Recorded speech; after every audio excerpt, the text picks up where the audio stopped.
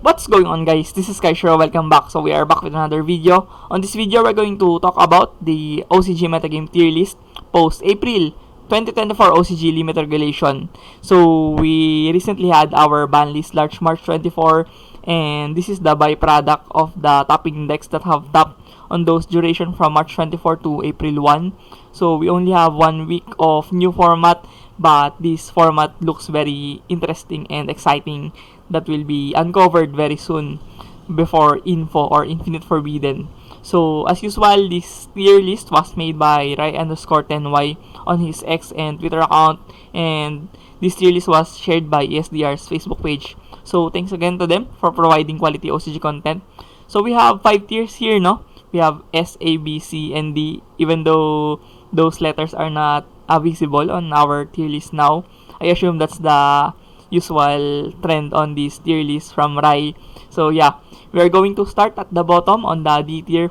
We have Branded. So Branded has been alive for quite some time already. It's been 2024 and Branded has been here since 2021. Since the Dawn of Majesty, Branded has been okay on the metagame, and they've got rose into popularity post Burst of Destiny, and yeah, they have gotten the structure deck of Branded, and yeah, it went over the top on those occasions, and Branded has been at the metagame for a very long time now, and it's no debate or question that Branded is a good deck. Even though they have suffered a lot of hits already from the ban list, I still think that Branded is still viable and a wise competitive option right now in the format. So I think Branded does have a very nice matchup around the Fire Nation or the Fire Attribute based decks like the Snake Eyes and Fire King and Rescue Ace, because Branded does have a lot of gas and innate gas and extenders to annihilate boards and force interactions against your opponent. So I think Branded has been a very solid deck to break boards on the format right now. And even though the board of Branded doesn't really feel punishing or really explosive, I think Branded has been a very solid mid-range deck for the brief moment right now, and I think Branded will be even higher if there will be more representations of Fire King and Rescue Ace on the format right now. And yeah, I think Branded will be here for some time, because we will still be looking at these decks to play before the Infinite Forbidden that will drop this April as well this month, later 3rd or 4th week, I assume, if I'm not mistaken. So yeah, Branded will still be viable moving forward. Next, we have Salamangreat. So Salamangreat is a very good deck as well. It has been a cornerstone of roguish decks for quite some time, but now they have gotten the support that they have needed from the Promethean Princess. The Togahime really buffed the deck, and as well Raging Phoenix is very phenomenal for the Salamangreat. And I think Salamangreat is a decent deck right now. It plays a lot of hand traps to answer the much more faster decks on the format, and also plays Floodgates. That's the important part, because they can play Kaiser Colosseum. Even though Kaiser is at 2 right now, I think Salamangreat can very much capitalize playing those Kaisers. And if you have Raging Phoenix on your board and the Kaiser, it's pretty much game over for the most of the decks right now. I don't think any decks can break that setup from Salamangreat. And the only downside of Salamangreat right now is the trend or popularity of Phantasmi on the side deck of most decks right now. They are playing those Phantasmi to answer the Rescue Ace and the Snake Eyes matchups. And I think Phantasmi will definitely hurt the Salamangreat on the long-term process, because it really does have a huge value against Salamangreat, and Salamangreat can get off guard using those Phantasmi. But all in all, I think Salamangreat will do a decent job moving forward, and I think it's one of the better decks to invest if you want to avoid getting demolished by the upcoming ban list. If you would rather play something like Snake Eyes or Fire King or Voiceless Voice, those decks are bound to be hit from the upcoming ban list. But I think Salamangreat is in a very safe position right now to invest at. And next, we have Ritual Beast. So another shifter deck on the block. we cannot stress enough how powerful these shifter decks are. The moment that the format is graveyard centric, those shifter decks can definitely shine on their own accord. Ritual Beast can play shifter and Dimension Fissure and all of those back row and graveyard hate cards that are very relevant on the main deck of Ritual Beast. I think Ritual Beast will do a splendid job moving forward because it can play those cards to answer the best decks available to nullify the graveyard advantages of most decks, and also plays a ton of hand traps as well, like Imperm and Veiler sometimes, and does have a lot of room on the main deck as well. They can play Floodgates and they can also play Kaiser Colosseum and yeah, other cards that can benefit them like Macrocosmos. So they can also play effectively those board breaking cards like Book of Eclipse and Forbidden Droplet. And yeah, I think there's a lot of options to play on Ritual Beast, and they can pretty much make a pretty solid board going first. They can set up 2-3 interruptions, but the problem is Maxi. Of course, goodness gracious, Maxi will definitely stutter the deck because you summon a lot of times. On a single turn, I think you summon 18, 15 times in a single turn just to make your board. And the only saving grace that you can make was Baguska Pass or Dweller Pass on this deck, or Little Knight Pass. But yeah, I think you really suffer a lot from Maxi. And do you think that it's worth it to risk getting Maxied into oblivion from playing tier D Ritual Beast deck? So yeah, it's up in the air for the pilot to decide on. But yeah, for me, I think Ritual Beast is one of my pet decks as well. I'm trying to learn the deck and I'm getting progress and results because the deck is very complicated to play and you need to mark and remember a lot of things going on. But yeah, I think it will be worth it if you can master the deck. And yeah, moving on our last deck on the last tier, we have Pendulum Magician ZR. So this deck have been very successful on the Asia tournaments, especially the C region tournaments. We have the Duelist Cup Philippines and the previous events of Philippines, the Blackluster and also the Battle Nexus, and yeah, in other C countries as well. This deck have been very phenomenal.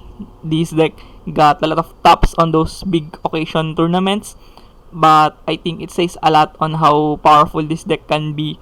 Going first, it is very explosive, can set up a lot of negations on the board. Pulusa, Barone, Savage, all of those annoying as negation type of monsters.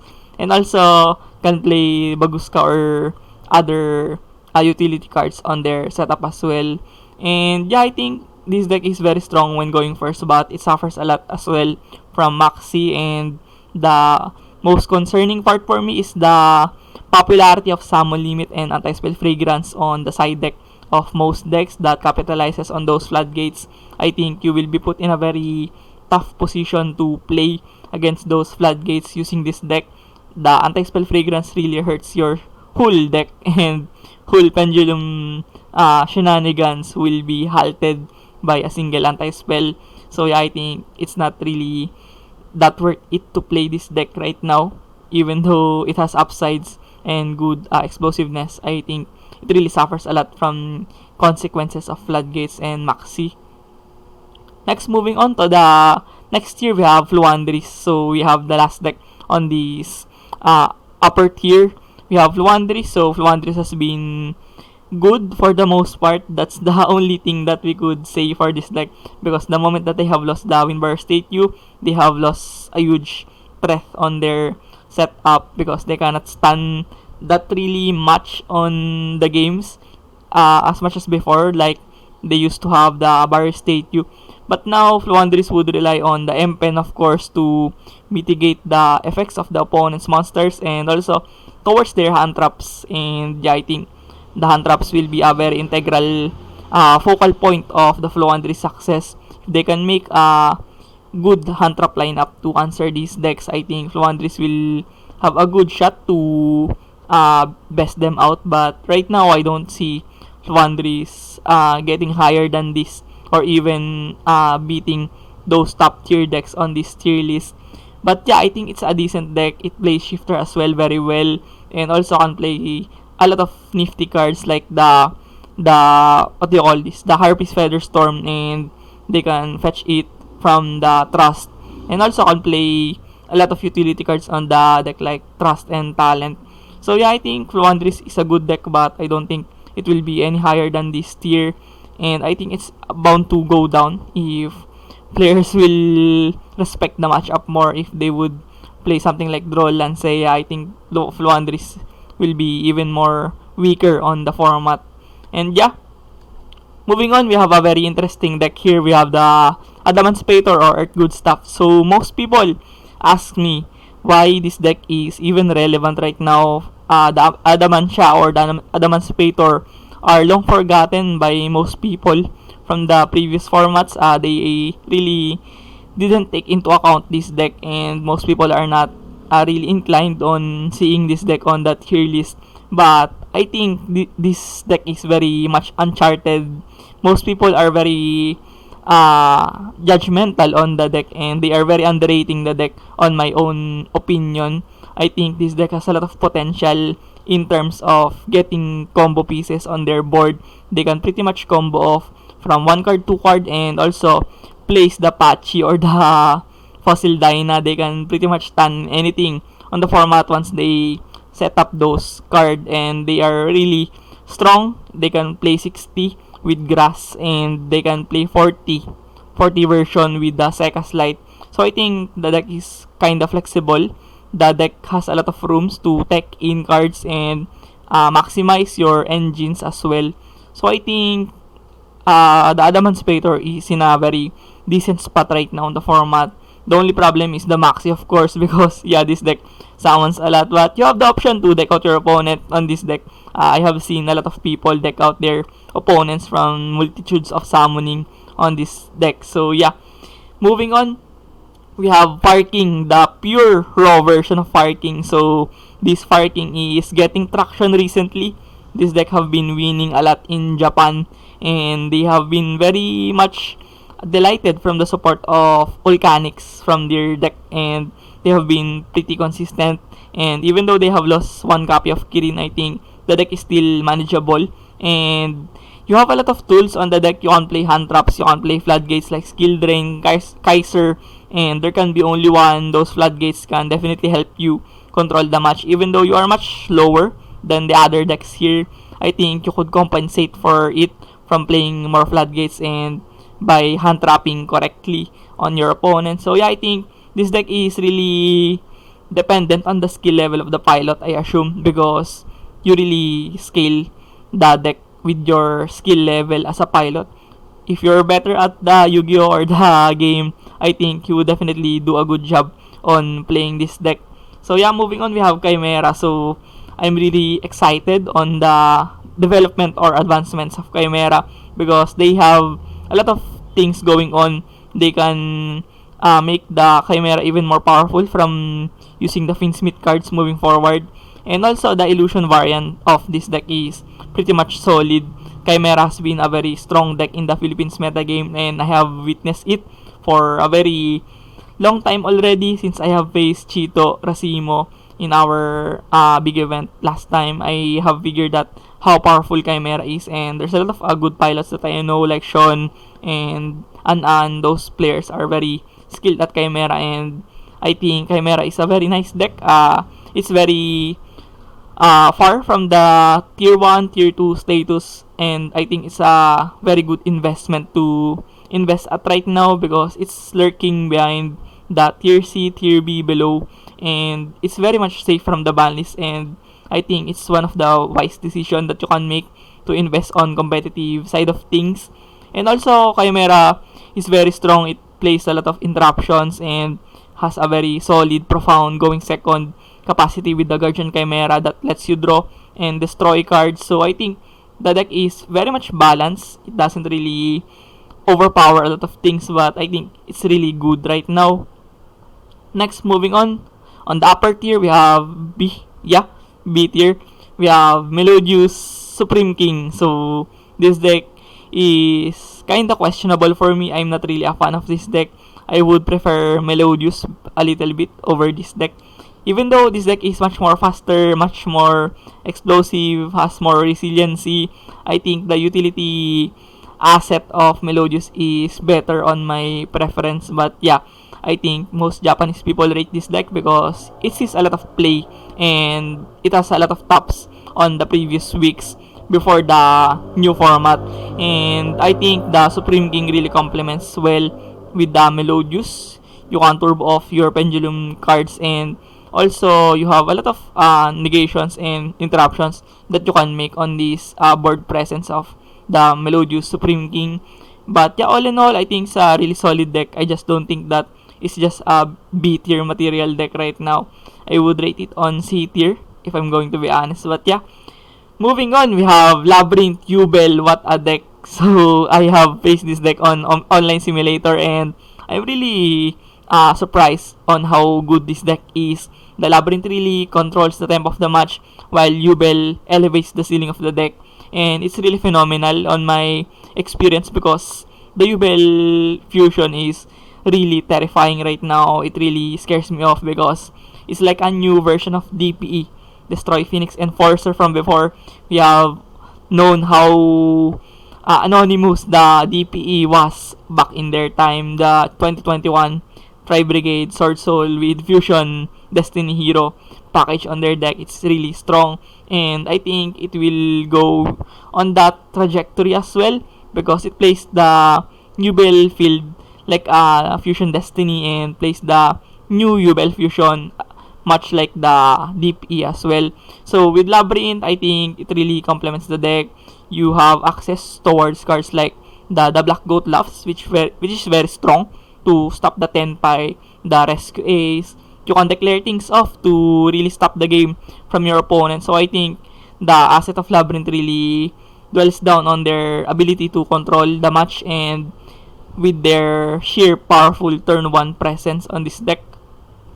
So yeah, I think this deck is really deserving on the B tier status, and I would even rate it higher on this tier list if there's a and B middle part of the tier list. But yeah, I think this deck is really strong right now. And next we have Tenpai. So goodness, I cannot stress enough how successful this deck is on the Southeast Asia part of the game.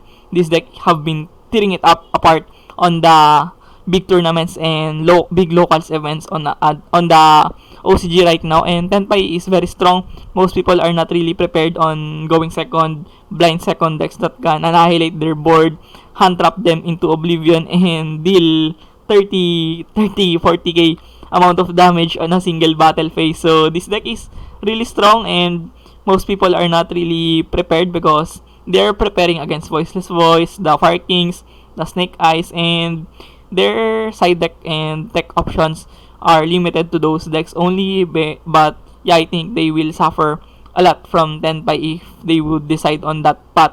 But yeah, I think Tenpai is really solid, even though it has problems on going first capacity because the deck doesn't really have much good resources to play.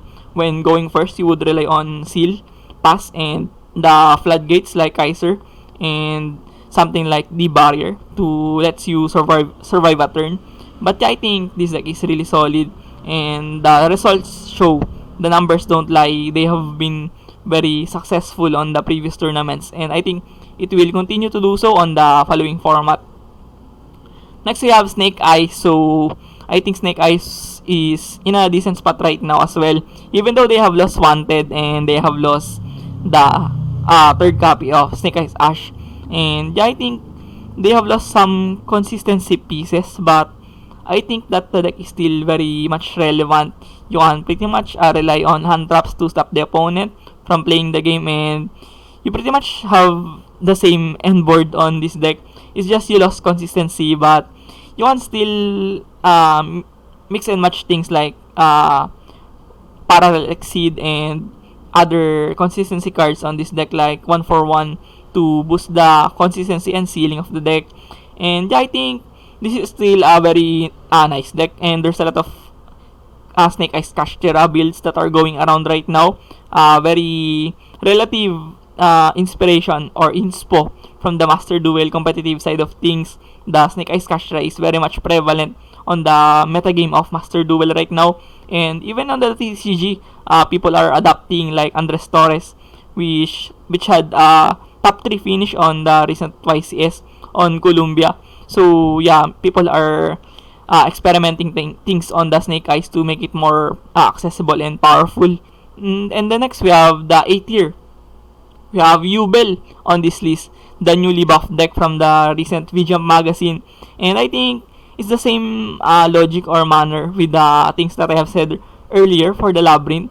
They can control the match, and this deck is very sturdy. It's hard to beat the board of this deck, to be honest. You need cards like Super Poly, Forbidden Droplet, and Dark Ruler No More just to stop the effects of Yubel. And this deck would be even more higher because they would get the Finsmith support, and it will definitely boost the deck. And I think it will overtake the Runic and the Fire King and even Rescues, I think, once they get the Finsmith support.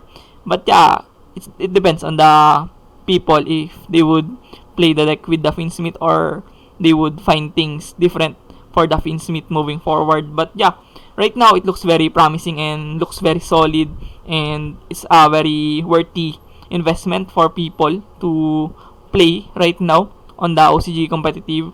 And I think Yubel would be a very good deck because it doesn't really have bad matchups. I'm seeing Tenpai, and yeah, board breaking heavy Tenpai would definitely be a problem for Yubel. But other than that, you can definitely have a safe matchup around these decks on the meta tier list that we have right now.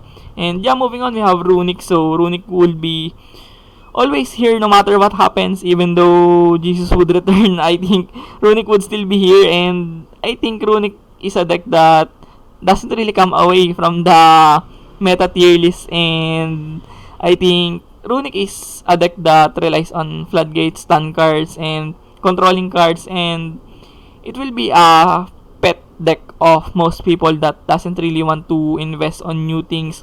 They're not inclined on playing Voiceless Voice, Rescue Ace, Parking, and yeah, until the end of time, people would choose to play Stun over something else because it is a very much more easier path to take on competitive. And yeah, the only downside was the back row removals, Cosmic Cyclones, evenly matched. But other than that, you're pretty much safe from all of the threats right now in the format, and you pretty much play around Talent very well. And Talent is really gaining traction recently. People are playing 2-3 copies of Talent on the main deck on our recent topping list. So yeah, you are pretty much safe from those Talent. And yeah, I think Runic is a very nice deck moving forward. And if you don't know what to play right now, I think Runic is just the safest option to pick right now. Next, we have Parking, Sinful Spoil, Snake Eyes. And I'm really surprised how this deck really adapted from the damages or costs of the ban list from them. They have lost 1 copy of Kirin, they have lost 2 copies of Wanted and 1 Ash. And I think the deck is still very strong. You have a lot of recursion and resiliency on the deck. You still have 2 Kirin, and you have the Ponix replenishing every end phase, and also the Wanted and the Flamberge are very immense for this deck. And I think Snake Eyes, Fire King, Sinful Spoils is still one of the top tier decks right now. Most people are underrating the deck because they have been gutted from the ban list. We cannot deny that. But I think this deck is still very much competitive. It has a very good matchup around Voiceless Voice and the other things like Rescue Ace. So I think this deck will be even more higher if people would decide to play this deck. I'm not really sure about that, but call me crazy, but I really think that way. And I think Farking is just that good on my own perspective. And yeah, moving on, we have the S tier, we have the Rescue Ace, Sinful, Snake Eyes. So this is the biggest winner of the ban list aside from Voiceless Voice. I think this deck doesn't really lose anything aside from the Wanted. They have lost the Wanted, but they're still going to play Bonfire. They can fetch the Poplar, and you still have copies of Devil Star Witch to improve the consistency and ceiling of the deck, and you're pretty much good to go. You have a lot of tools on the deck like Turbulence, Preventer, and even the things like Impulse to interact, and does have a lot of plays going on the deck, and I think this deck is probably the best on my opinion. I think that it's more better than Voiceless Voice. It's just Voiceless Voice is much more represented right now and has better play around Maxi. But yeah, I think ceiling wise and explosiveness wise, and I think Rescue Ace really grits them out. I think it can outgrit the Voiceless Voice right now, and yeah, in my own perspective, I think Rescue Ace is just the better deck right now. But yeah, moving on, we have Voiceless Voice. So Voiceless Voice, I think most people would anticipate this as well. Voiceless Voice is very good, plays negations, has protections, has big boss monsters, and has legitimate follow-ups with the barrier and the authority on the deck. And I think Voiceless Voice is geared towards competitive success on post-info.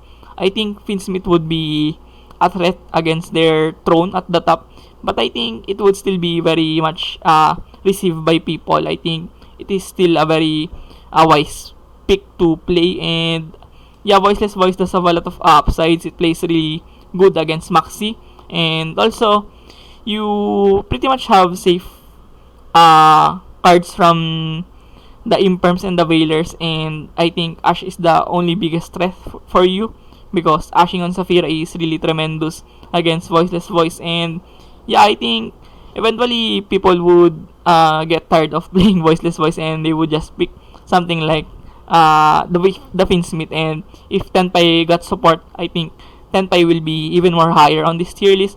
But for now, I think Voiceless Voice is that deck that is accomplished and really what do you call this, has stronghold right now on the format. So people would depend more on it based on the results and the popularity of the deck.